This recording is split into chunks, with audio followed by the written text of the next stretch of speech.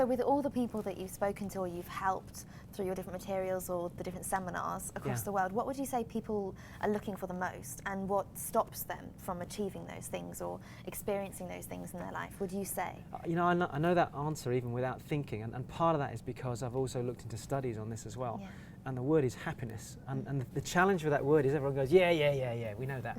But actually there's even something called the Global Happiness Study now. Okay. And this isn't a study that's just been done by a company, it's actually done at country level.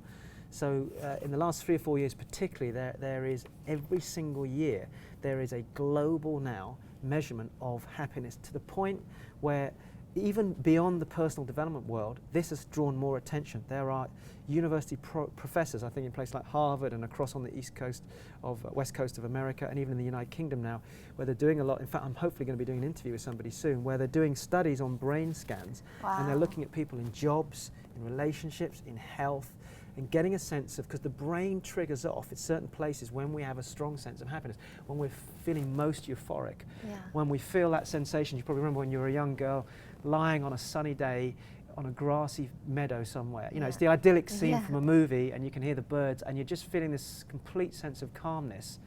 That you can achieve that when you get into alignment with a lot of things we're talking about through daily activities. Not all the time, but there's moments when we go in and out of that, and if you can keep doing that, you stay topped up. The challenge is, what does happiness mean? And this is what we need to come back to, who we are. Once we identify who we are, then happiness could be, as I said, it could be just the ability to be financially free and to spend time with our kids.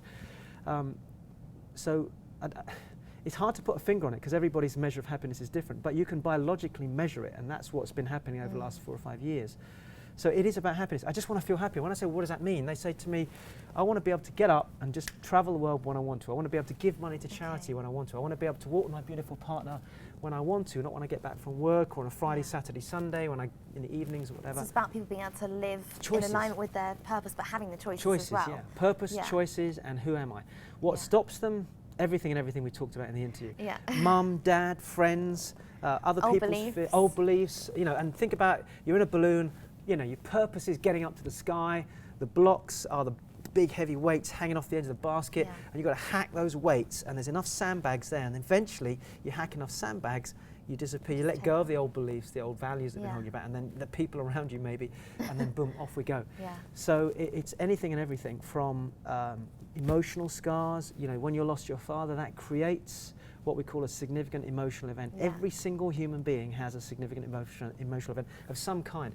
Not always as significant as yours, but it could even be just an argument that somebody observed from a parent about money at a young age. We've had that just recently, and the lady, it left her with a scar. It was only a small one, but every time she remembered it, the more you put focus on something, the more you bring it back into your zone of consciousness, the more it magnifies. Of course, as she got older, she kept going back to that and remembering it. She kept hearing her mum's words, and then it became magnified. And now she's like in her 30s, and this is the biggest block for her. She wants the happiness of financial freedom. That's the happiness, that's the thing she wants. But all she's got is this huge weight from the past. So we have to go deep inside, find out what it is, release it, bang, off she went. And now, a completely different human being. So the blocks are multiple, and that's why we've got to go to the foundations. And then we build up through the structure as well.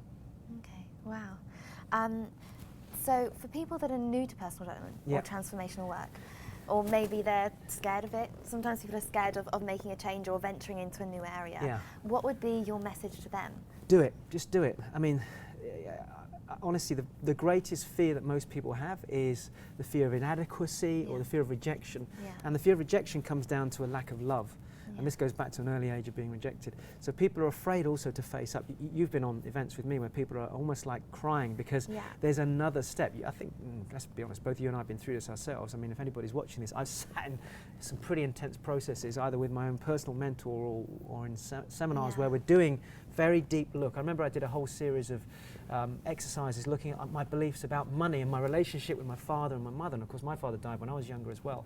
And I realized that a lot of my beliefs around wealth had been driven by fear. You know, my dad had died, my mum had battened down the hatches and worked very hard. So I would often step out a little bit, but then come back in because I wanted to stay safe.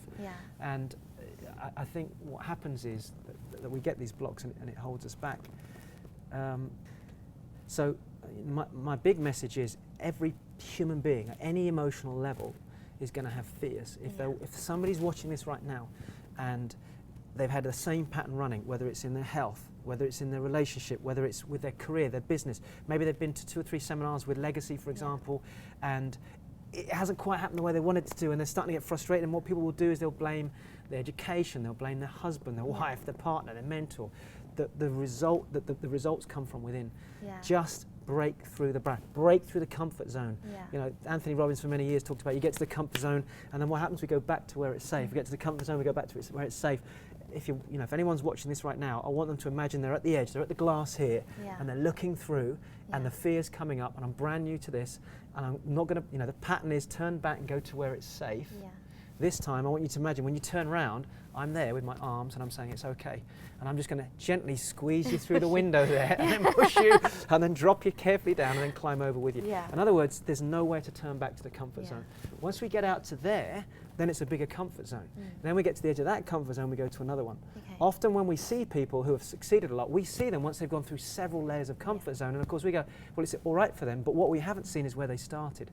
So really, just do it, do it, do it, do it. Start with the free material and have a watch, and then if you feel comfortable, just get yourself registered, and we'll walk you through the process. So from what you were saying, even if some fears come up, in a way, that's probably their inner being telling them that they're about to have a shift. Yes, something exactly. On that unconscious level that you're saying with the elite mind technology, something unconsciously is communicating and they know they've got to make that change. So in a way, it's like go for it even more. Think of a wound, so we've got a cut, and we know it's something from the past or something that's a block. Closer we get to the wound, it's kind of a bit sensitive. You know you need somebody to sort it out, but it's like, okay, and then you get the relief. And that's really where we're going at the moment. So if there's a reaction to it, that's probably because we're getting close to the truth even with this interview.